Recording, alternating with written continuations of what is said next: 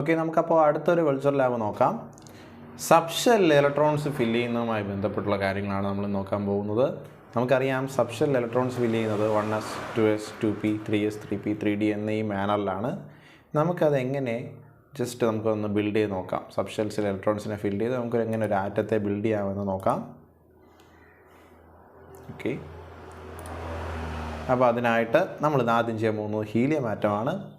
Helium atom ആദ്യം ചെയ്യുന്നതിന് വേണ്ടി നമുക്ക് ആദ്യം സബ്ഷെൽസിനെ ന്യൂക്ലിയസിന് ചുറ്റും അറേഞ്ച് ചെയ്തുകൊണ്ട് ഒരു ക്ലൗഡ് നിർമ്മിക്കണം. അതിനുവേണ്ടി നമുക്ക് ആദ്യം അറിയാം, നമുക്ക് ഇലക്ട്രോൺസ് ആദ്യം ഫില്ലാവുന്നത് 1s എന്ന് പറയുന്ന സബ്ഷെല്ലിലേക്കാണ്. 1s എന്ന സബ്ഷെല്ലിലേക്ക് ഞാൻ ആദ്യം ഒരു ഇലക്ട്രോൺ വെച്ച് കൊടുക്കുന്നു. ഹീലിയം ആറ്റത്തിന് 2 ഇലക്ട്രോൺസാണുള്ളത്.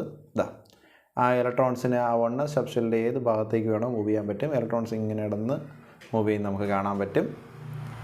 അതിനുശേഷം ഹീലിയം ആറ്റത്തിൻ്റെ രണ്ടാമത്തെ ഇലക്ട്രോൺ 1s സബ്ഷെല്ല് ഇപ്പോൾ പാർഷ്യലി ഫിൽഡ് ആയിട്ടുള്ള 1s സബ്ഷെല്ല് ഫുള്ളി ഫിൽഡ് ആവാൻ വേണ്ടിയിട്ട് രണ്ടെണ്ണം വയ്ക്കുന്നത്. അപ്പോഴത്തേക്ക് 2 ഇലക്ട്രോൺസ് 1s സബ്ഷെല്ലിൽ ഫില്ലായത് കാണാം. ഇലക്ട്രോൺസ് ഇങ്ങനെ ന്യൂക്ലിയസിന് ചുറ്റും കിടന്ന് കറങ്ങുന്നതും കാണാം.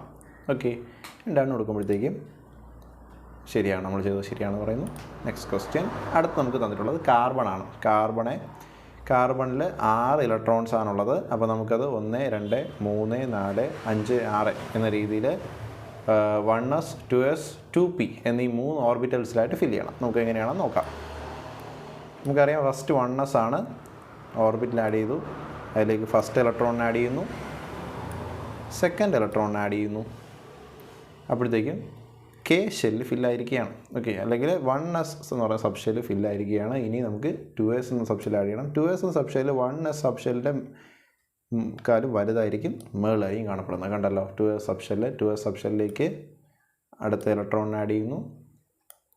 രണ്ടാമത്തെ ഇലക്ട്രോൺ എസ് സബ്ഷെല്ലിൽ 2 ഇലക്ട്രോൺസിന് മാത്രമേ ഫില്ല് ചെയ്യാൻ സാധിക്കുകയുള്ളൂ. അപ്പോൾ ഇലക്ട്രോൺസ് എല്ലാം അവിടെ കിടന്ന് ഇങ്ങനെ കളിക്കുന്നത് കാണാൻ പറ്റുന്നു. അതിനുശേഷം നമുക്ക് 2px എന്ന് പറയുന്ന ഓർബിറ്റലിനെ ആഡ് ചെയ്യാം. 2px എന്ന് പറയുന്ന ഓർബിറ്റലിലേക്ക് ഒരു ഇലക്ട്രോണിനെ ഫില്ല് ചെയ്യുന്നു. അടുത്ത് നമ്മൾ 2pxലേക്ക് രണ്ടാമത്തെ ഇലക്ട്രോണിനെ ഫില്ല് ചെയ്യുകയാണെങ്കിൽ അത് പറ്റില്ല. നമുക്ക് എല്ലാവർക്കും അറിയാം 2pയിലെ എക്സ് വൈ ഇസഡ് എന്നീ 3 ഓർബിറ്റൽസും ആദ്യം പാർഷ്യലി ഫിൽഡ് ആയാൽ മാത്രമേ പിന്നീട് രണ്ടാമത് ഫില്ല് ചെയ്യാൻ പറ്റുള്ളൂ. അപ്പോൾ നമ്മൾ എന്ത് ചെയ്യണം, 2py എന്ന് പറയുന്ന ഓർബിറ്റലിലേക്ക് രണ്ടാമത്തെ ഇലക്ട്രോണിനെ ആഡ് ചെയ്ത് കൊടുക്കണം. ഓക്കെ, അപ്പോഴത്തേക്കും കാർബണിൻ്റെ 6 ഇലക്ട്രോൺസ് നമ്മൾ ആഡ് ചെയ്ത് കഴിഞ്ഞു. ഇങ്ങനെയാണ് 1s2 2s2 2p2 എന്ന സബ്ഷെൽ ഇലക്ട്രോണിക് കോൺഫിഗറേഷൻ നമുക്ക് ലഭിച്ചു. ഓക്കെ, അത് ശരിയാണ്. Next question. സോഡിയത്തിൽ 11 ഇലക്ട്രോൺസ് ഉണ്ട്. നമുക്ക് എല്ലാം ആഡ് ചെയ്തെന്ന് വലിയൊരു ആറ്റത്തെ ഉണ്ടാക്കിയെടുക്കാം. ഫസ്റ്റ് ഷെൽ ആഡ് ചെയ്യുന്നു. ഇപ്പോൾ നിങ്ങൾക്ക് എല്ലാവർക്കും ഐഡിയ കിട്ടി മനസ്സിലായെന്ന് വിചാരിക്കുന്നു. ഫസ്റ്റ് ഷെൽ ആഡ് ചെയ്യുന്നു, 2 ഇലക്ട്രോൺസിനെ ആഡ് ചെയ്യുന്നു. സെക്കൻഡ് സബ്ഷെൽ ആഡ് ചെയ്യുന്നു, 2s സബ്ഷെൽ ആഡ് ചെയ്യുന്നു.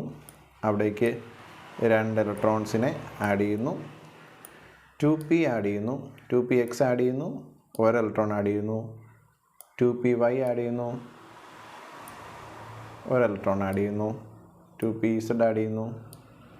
അവിടേക്കും 1 ഇലക്ട്രോണിനെ ആഡ് ചെയ്ത് കൊടുക്കുന്നു.